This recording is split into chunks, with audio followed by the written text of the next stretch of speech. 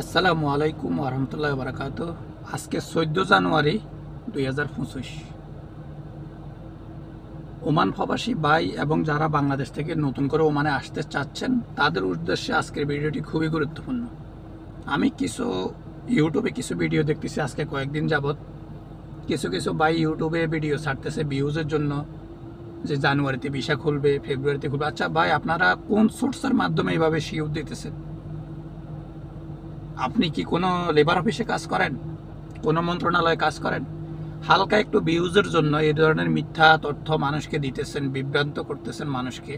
আপনাদের এই ধরনের মিথ্যা তথ্যের কারণে কিছু বাংলাদেশি ভাই হয়তোবা দালালের সাথে লেনদেন করবে, কিছু ভাই হয়তোবা দালালকে পয়সা দিবে, তারা একটা মহা বিপদে পড়বে।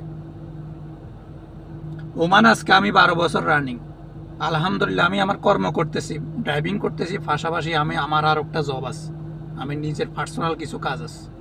আমি ভিউজের জন্য ইউটিউবে আসি, ভিডিও বানাই না।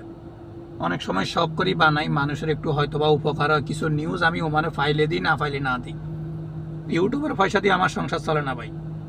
কিন্তু কিছু মানুষের ভিডিওগুলো দেখার পরে আজকে ভিডিওটা করতে আমি বাধ্য। ওমানের ভিসা সহজে খোলার কোনো সম্ভাবনা নাই, সত্য কথা হইল এটা। কারণ একটাই, ওমানে বেকারত্বের হার দিন দিন বেড়ে যাচ্ছে। একদিকে হলো ওমানের নিজস্ব যাদের ওমানি, তাদের এই দেশে চাকরি নেই। দেখেন, একটা ওমানি যদি একটা ভালো জব পায়, তখন একটা ওমানি একটা ড্রাইভার নিয়োগ করে, একটা কাজের মহিলা নিয়োগ করে, বা একটা কোম্পানি খোলে, যেটাকে আমরা শরিকা বলি বা মুআসাসা বলি। ছোট হইলে মুআসাসা, বড় হইলে শরিকা। ওমানিদের বেকারত্বের হার দিন দিন বেড়ে যাচ্ছে।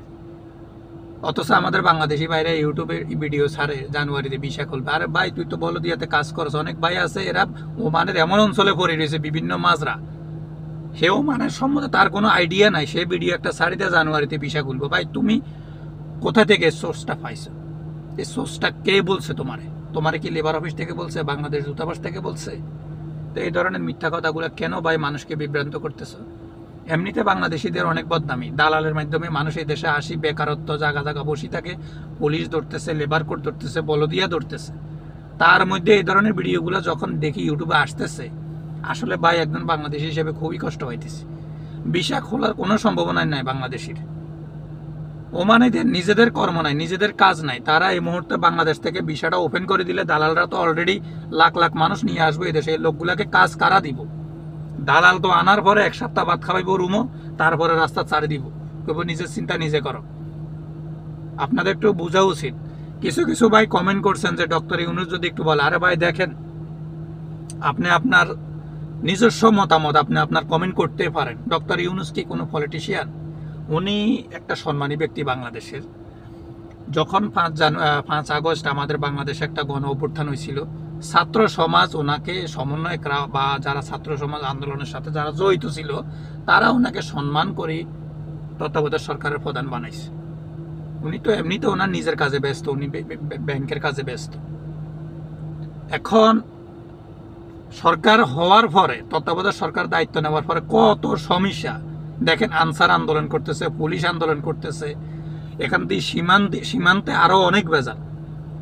বাংলাদেশে এর আগে যারা সরকার পরিচালনা করছে, তারা নাকি ইন্ডিয়ার সাথে কিছু গোপন চুক্তি করে গেছে। এখন বিএসএফ ডেলি আসতেছে বাংলাদেশের জায়গা দখল করার জন্য। বাংলাদেশ তো এখন নিজেরাই আমরা দেশ বাঁচাইতে তো এখন অনেক আমাদের সমস্যা হয়ে যেতেছে। আপনারা তো সবাই এখন ইন্টারনেটের যুগ, নিউজ দেখতেছেন। প্রতিদিন বিএসএফ আমাদের কৃষকের সাথে ঝামেলা করতেছে, আমাদের সীমান্ত থেকে মানুষ ধরে নিয়ে যেতেছে, গুলি করতেছে। তারা এখন বলতেছে যে বাংলাদেশের আগের সরকার, এর আগে কয়েকটা সরকার নাকি ইন্ডিয়ার সাথে গোপন কিছু চুক্তি করছে, যে হ্যাঁ তোমরা এভাবে কাঁটাতারের বেড়া দিতে পারবা।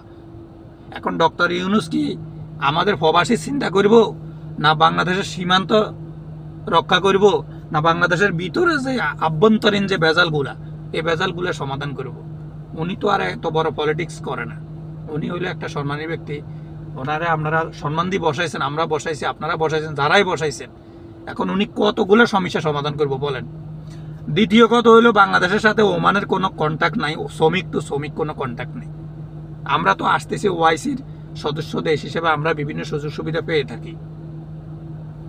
তো আজকের ভিডিওটা আমি কি জন্য করছি, আমার প্রবাসী ভাই এবং যারা বাংলাদেশ থেকে আসতে চাচ্ছেন ওমানে, তারা অবশ্যই ভিডিওটা এই পর্যন্ত আপনারা বুঝছেন আসলে ভিডিওটার মধ্যে আমার মূল টপিকটা কি। ওমানের ভিসা সহজে খোলার কোনো সম্ভাবনা নাই, সোজা কথা। কাজের মহিলা বলেন আর শ্রমিক ভিসা বলেন, ওমানের বেকারত্বের হার দিন দিন বেড়ে যাচ্ছে। ওমানিদের কোনো কাজকর্ম নাই ভাই, আপনাকে আনি কি করবো সেই, আপনি আমারে বলেন। একটা ওমানি যখন একটা জব পায়, সে ছোট একটা কোম্পানি খোলে, 4 জন লোক লাগে, 5 জন লোক লাগে, বা একটা হোটেল খোলে, একটা দোকান খোলে। ওমানিদের জব নাই, তাদেরও কর্মসংস্থান নাই, বাংলাদেশ থেকে লোক তারা আনি কি করব। আজকের ভিডিওটা আমি এখানে শেষ করতে যাচ্ছি ভাই। আপনারা অযথা কারোর ভিডিও দেখে বিভ্রান্ত হয়ে কোনো দালালের সাথে লেনদেন করবেন না। আজকের ভিডিওটা আমি এখানে শেষ। ভাই আমি ইউটিউবের টাকা দিয়ে সংসার চালাই না, আমার নিজের কর্ম আছে আলহামদুলিল্লাহ, গাড়ি চালাইতেছি, পাশাপাশি আমার নিজের পার্সোনাল জব আছে। আল্লাহ হাফেজ, আসসালামু আলাইকুম।